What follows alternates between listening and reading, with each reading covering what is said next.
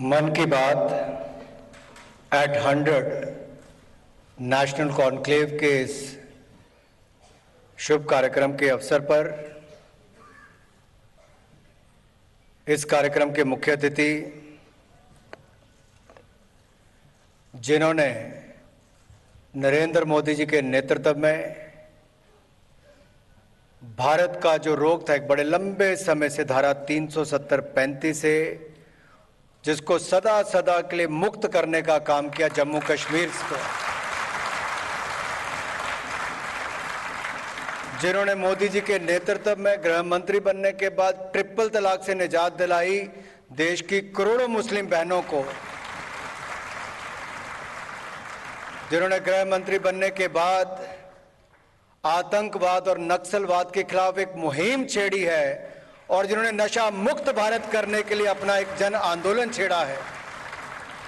यही नहीं, जब राष्ट्रीय अध्यक्ष थे तब भी और उससे पहले जब प्रभारी थे तब भी हर चुनाव में जिनकी एक बड़ी भूमिका होती है, ऐसे देश के आदरणीय गृह मंत्री, सहकारिता मंत्री आदरणीय अमित भाई शाह जी,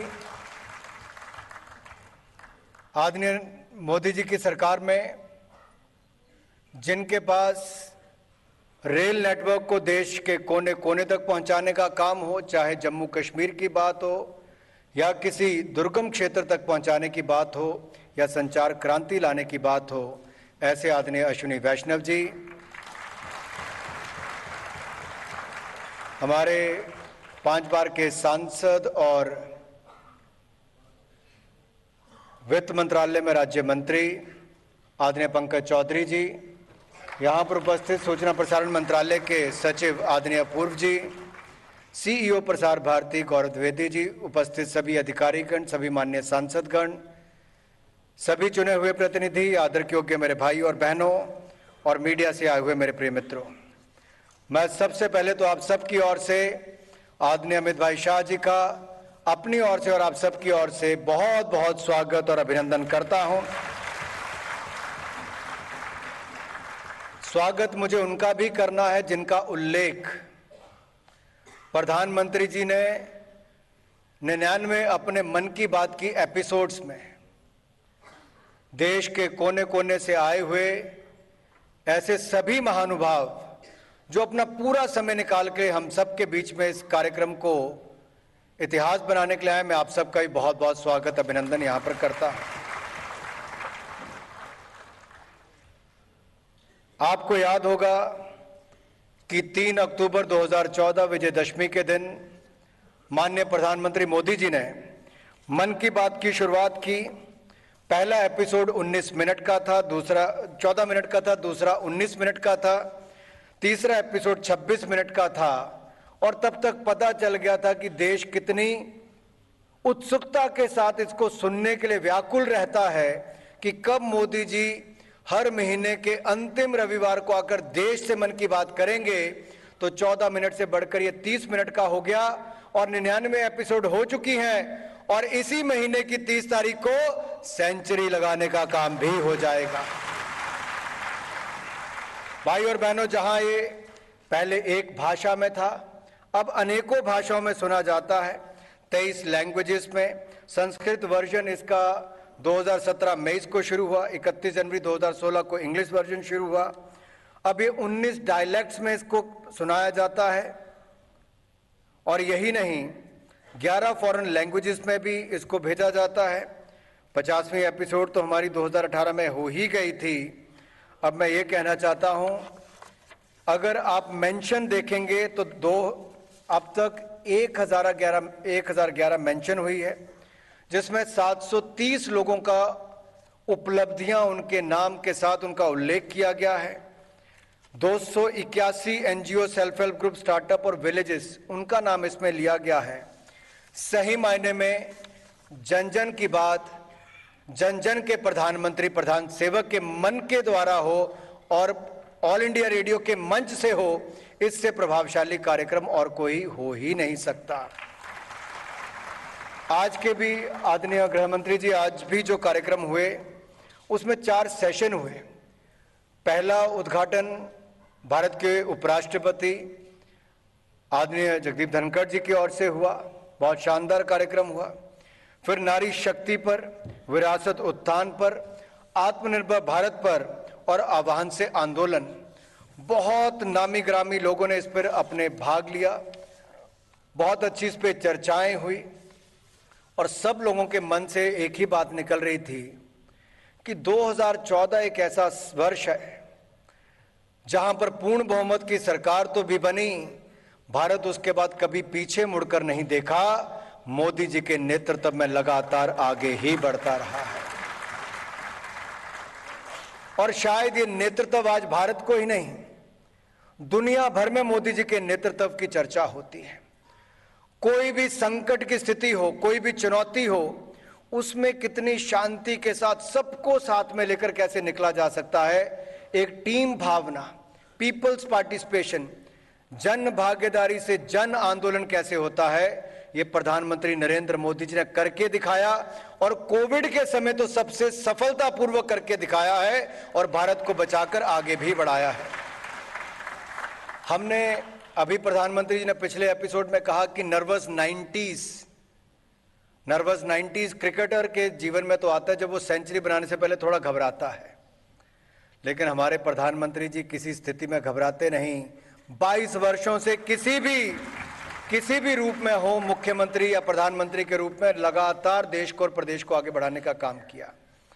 रेडियो का महत्व टीवी के आने के बाद, ओटीटी प्लेटफॉर्म्स आने के बाद, इंटरनेट आने के बाद लगता था कम हो जाएगा, लेकिन मोदी जी के मन की बात से रेडियो की स्वीकारता और बढ़ गई है और इंटरनेट के माध्यम से आज लोग मोबाइल फोन पर भी रेडियो को सुनने का प्रयास करते हैं।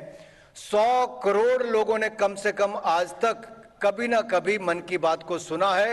यह शायद ही दुनिया के किसी देश में हुआ हो। यही नहीं, 23 करोड़ लोग तो ऐसे हैं जो रेगुलर सुनते हैं, 45 करोड़ के लगभग ऐसे हैं जो इसमें है कि वो रेगुलर सुनने वाले हो सकते हैं और 96% लोग मन की बात के बारे में जानते हैं कि मन की बात क्या है।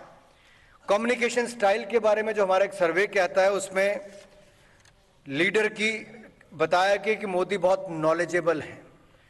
फिर वो इमोशनल कनेक्ट करते हैं ऑडियंस के साथ रेडियो के माध्यम से।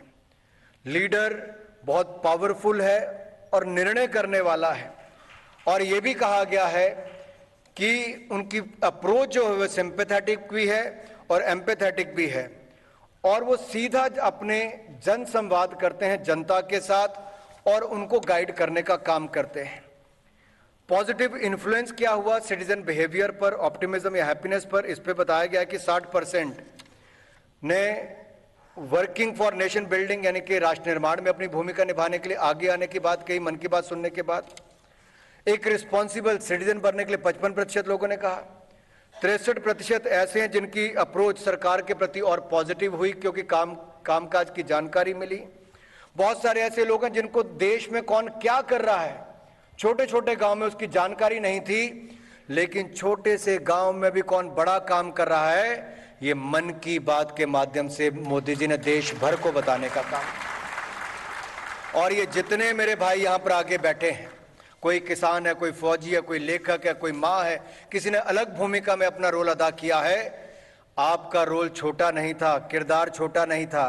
शायद पहले देखने वाले नहीं थे, आज देखने वाला भी है और जन जन तक पहुंचाने वाला भी है। मित्रों, मैं ज्यादा समय नहीं लूंगा, हमें माननीय गृह मंत्री जी की बात को सुनना है, लेकिन मैं इतना जरूर कहूंगा कि सितंबर 2019 में जब प्रधानमंत्री जी ने लता मंगेशकर जी को उनके 90वें जन्मदिन की बधाई दी, तो लता जी भी बहुत भावुक हो गई। मोदी जी से उनके बहुत मित्रता या ऐसा कहूं एक भाई बहन का रिश्ता बहुत नजदीक की थी। तो जो लता जी ने आगे से कहा कि मोदी जी भारत का चित्र बदल रहा है, लता जी के शब्द थे, भारत का चित्र बदल रहा है, यानी कि मोदी जी के नेतृत्व में भारत लगातार आगे बढ़ रहा है। मेरे भाई और बहनों, तो मित्रों, हमारे वो देश के प्रधानमंत्री जिन्होंने कोविड के संकट के समय में भी निकाला और 2014 के बाद जहां 12 किलोमीटर नेशनल हाईवे बनता था, आज 37 किलोमीटर से ज्यादा बनता है। रेलवे लाइन, क्योंकि रेल मंत्री जी स्वयं सब कुछ बताएंगे भी। वहीं बजट का भी 9 गुना ज्यादा इनका कर दिया। 10 लाख करोड़ रुपए से ज्यादा का बजट कर दिया है कैपिटल इन्वेस्टमेंट पर। हर क्षेत्र में खेलों का बजट 3.5 गुना ज्यादा कर दिया है।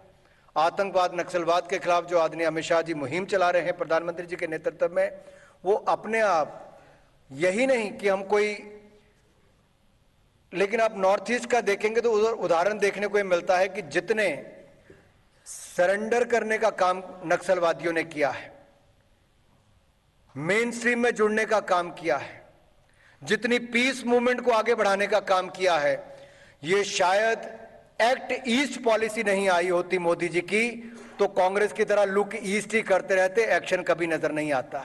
तो एक्शन इसी सरकार में देखने को मिला है। ज्यादा समय ना लेता हुआ एक बार फिर 100वीं एपिसोड तो आप जरूर देखिए अपने साथ, परिवार के साथ, सभी लोगों के साथ, लेकिन 100 के बाद आगे और बढ़ते जाएंगे और नए रिकॉर्ड बनाएंगे। शायद ही दुनिया भर में किसी नेता ने 9 वर्षों तक लगातार देश को संबोधित किया हो, प्रधानमंत्री मोदी जी ने किया है। हमारी इच्छा है वर्षों वर्षों तक हमें संबोधित भी करते रहें और नेतृत्व देते रहें। आप सब जुड़े, आप सबका बहुत बहुत धन्यवाद। बोले भारत माता की, बहुत बहुत धन्यवाद। बहुत बहुत शुक्रिया माननीय मंत्री महोदय आपका, अनुराग सिंह ठाकुर जी।